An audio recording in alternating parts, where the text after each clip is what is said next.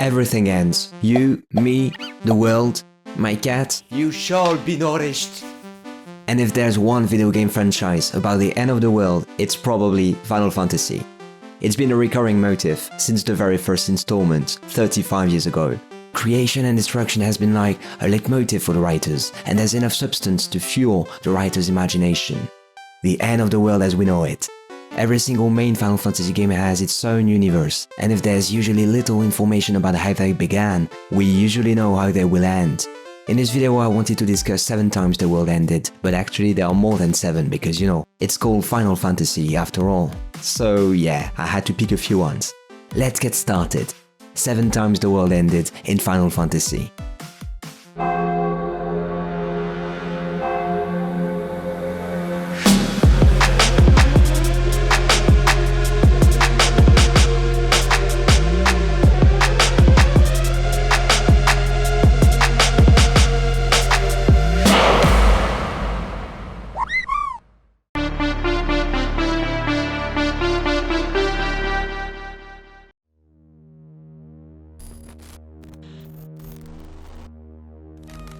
Final Fantasy III is a surprising game. The 2 previous entries had told the game designers that a single world map was probably not enough. The first world map is like a shorter game within the game, and by the time you discover the second world map, what you are left to see is a dead world. I can't really describe the feelings that this moment conveyed. Final Fantasy III was, well, my 3rd Final Fantasy game, and honestly, that's the kind of moment that got me hooked, to the point I played them all. The plot of Final Fantasy III is very straightforward. You are the Warrior of Light and your goal is to defeat the darkness. Thing is, a part of the world has already been engulfed in darkness, and you discover that midway in the game. I can't really explain the feeling without spoiling the story, but imagine the earth is flat. Yes, I know. And that there is a wall of ice all around. Imagine breaking the wall and all you see is a gigantic ocean covered in darkness. Imagine somebody tells you that there was a world there. Now it's flooded in the dark and time has stopped. Well, that's Final Fantasy III. That feeling is carried over by the music obviously. Uematsu is a genius, we all know that. It carries the same sense of hopelessness and nostalgia as the world map theme in Final Fantasy II, but this is just my impression. And then you save the world like nothing happened. This was just an insight of what Final Fantasy games can do.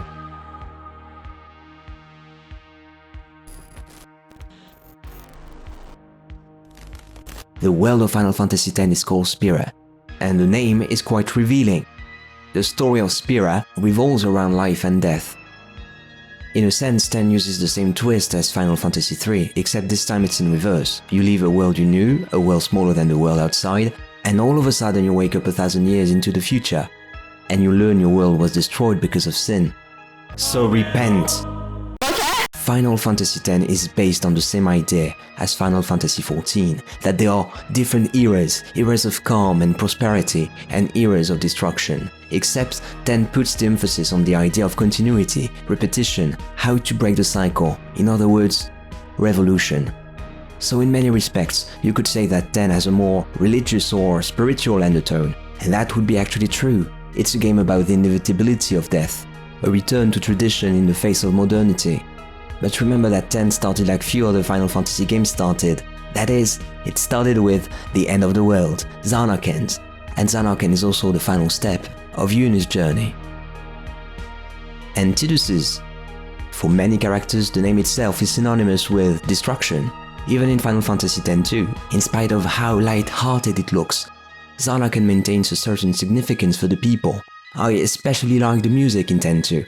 I think it conveys the kind of feelings the story of Zanarkand is trying to teach us, that the end of a world is always the beginning of another.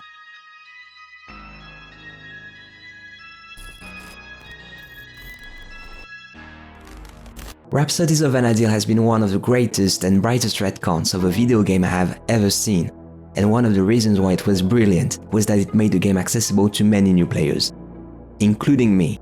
You can solo a good portion of the game, and yes, I know some people will hate me for saying this, but this was the right thing to do if they wanted to keep the game alive. Without the Rhapsodies, I would never have been able to blitz my way through the game and its 5 main expansions. Rhapsodies of Vana'diel reflects the state of the game itself. In an ominous way, the world of Vana'diel could one day just disappear. This was not new in Final Fantasy XI, but Rhapsodies of Vana'diel came with an interesting twist. Eska. For a slot, the place has become synonymous with grinding, but let's not forget what the place actually is. The name of the place is kind of telling, I must say. Eska comes from the Greek eskaros, and it means the last. Eska is literally the end. Everything you see around you is technically dead. The culmination of that build-up is Risenjima, and it looms over your head until you actually get there. Although the scariest thing could be that you will see players paying other players to cheat their way through the game with a blue mage, Risenjima is basically the last place standing in Vana'diel at the end of the world. Aside from the regular monsters, some notorious encounters are ascended monsters such as tigers, hypergryphs, mosquitoes, corpses. This is another illustration of how thin the separation between life and death actually is at this point of the story.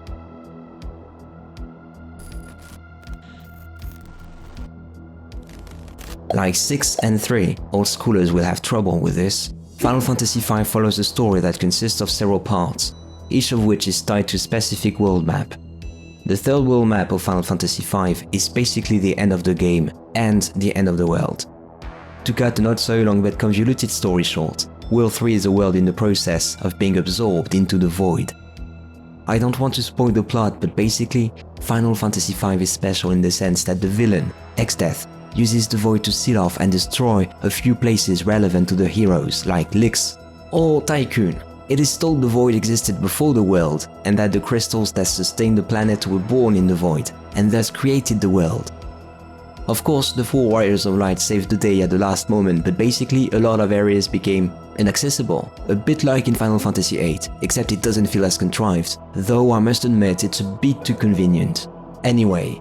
Oh, and here's another link we can make between 5 and 8. The similarities between those two are quite numerous, I must say. The end of the world in Final Fantasy V was worth mentioning here, because you can see the villain win at some point.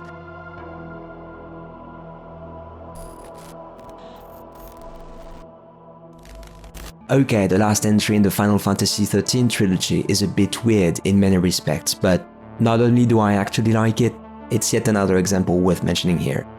The end of the world in Lightning Returns takes the form of a doomsday clock, 13 days before the apocalypse in other words. Ominous as it is, the clock dictates the lives of the people and the progression of the game. Without the world living around you, the doomsday clock would have been meaningless. Whatever you do, the clock is always present on your screen, and it looms overhead like a sword about to fall. Every action you make, every step, everything counts. Chronostasis is just a way to delay the inevitable. For many unconvinced players, Lightning Returns came from nothing. There was little continuity with the others, and in a way, that's true. But that would be a mistake to pretend that Ragnarok, the final days in Norse mythology, wasn't already mentioned in the first entry, Final Fantasy XIII. As alluded to in 13, the world will end in a great battle called Ragnarok, killing numerous gods, triggering many natural disasters, and a globe-spanning world war. If the world is really a globe, that is. After Ragnarok, the world will be reborn, and the surviving gods will rebuild civilization with the mortals in the new world. This, in my understanding, was the premise on which Lightning Returns was based, and it's very exciting.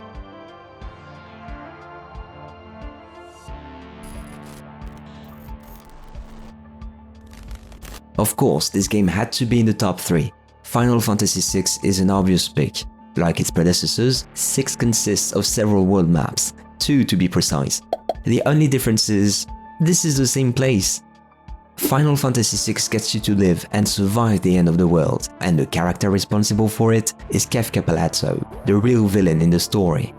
The world of Ruin is like the chaotic and hellish version of the world you knew before it was destroyed, leaving everything upside down. Including trenches that became a continent for some reason, but anywho, the world of Ruins is basically the epitome of destruction, and all that destruction is embodied by one location, Kefka's Tower. 6 basically drew from the same kind of ideas we had in 5, but it went one step further. Indeed, the world of Ruin is characterized by vast and barren wastelands, deserts, dead forests, and polluted water.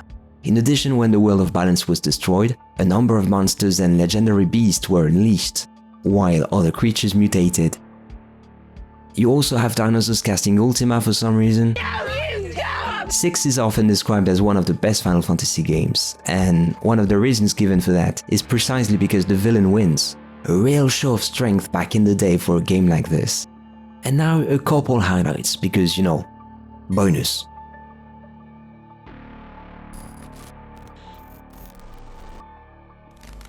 In Wings of the Goddess, the player has to stop an evil force from rewriting history. In this alternate past, the Shadow Lord, the villain of the base game, is about to win the Crystal War. Sending players back to the past was a bold move back then, but there are consequences. The two realities struggle to coexist, effectively causing the end of the two worlds simultaneously. The result of this impossible paradox is the Walk of Echoes, the realm of Atomos. The Walk of Echoes is basically a dead world, a world between two worlds, the result of their future destruction, a no world if you see what I mean. A timeless realm, a wasteland of futures and memories that were never meant to be. The whole point of the expansion, I believe, is a memento mori. Remember, everything around you will just cease to exist. It may be a little bit off topic, but I thought an impossible world made of dead futures and forgotten memories was pretty cool. And come on, it's not the end of the world.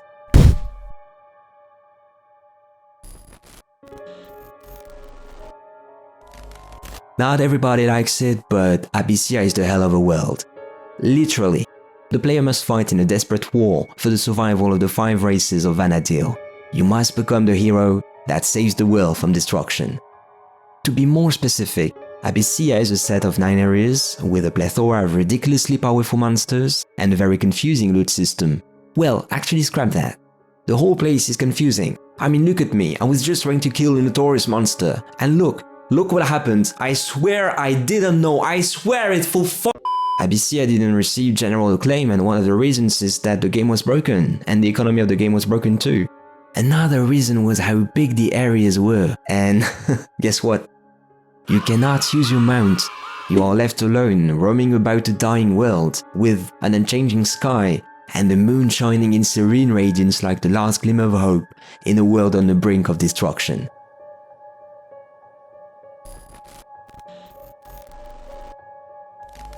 Here it is, time compression.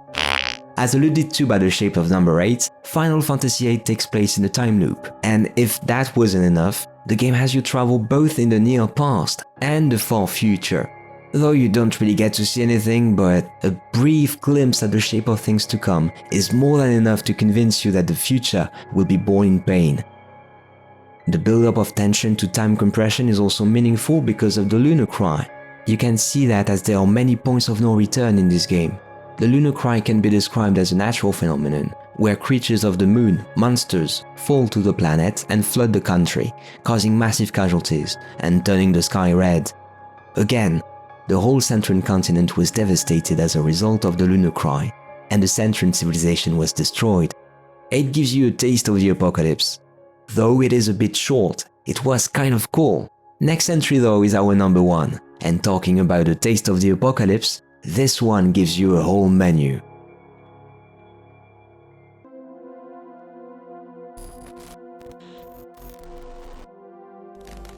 You thought a meteor about to strike the planet was badass? Well, what if that actually happened? This is basically the story of Final Fantasy XIV 1.0. The game was once one of the worst MMOs on the market, and it has grown to become a beast that none shall vanquish. Yet, in retrospect, we can appreciate the end of the world as it was lived by a handful of very dedicated players, some of whom got this mark on their necks. That the end of 1.0 was integrated into the lore is one thing, that the whole game so far has been like a reflection on the inevitability that everything ends is another. It's very hard to not go into deep spoiler territory, but after 10 years of A Realm Reborn and the story arc of Eidolon, the destruction of Eorzea is but a cog in a much bigger machine. Endwalker was not called Endwalker for nothing. You literally walk on the end, and that sentence makes perfect sense in the context of the story. Let me explain. The last dungeon, ironically enough, was called the Dead Ends, and as often in Final Fantasy XIV, this is meant literally. The Dead Ends, the ends that are dead. Without spoiling anything of the story, you should simply know that this dungeon is a roaming through 3 different worlds that were destroyed, like a foreshadowing of the things to come. But even before that, before Endwalker, on 2 notable occasions, the player lives the end of the world. whether that be a flood of light destroying reality, or the apocalypse.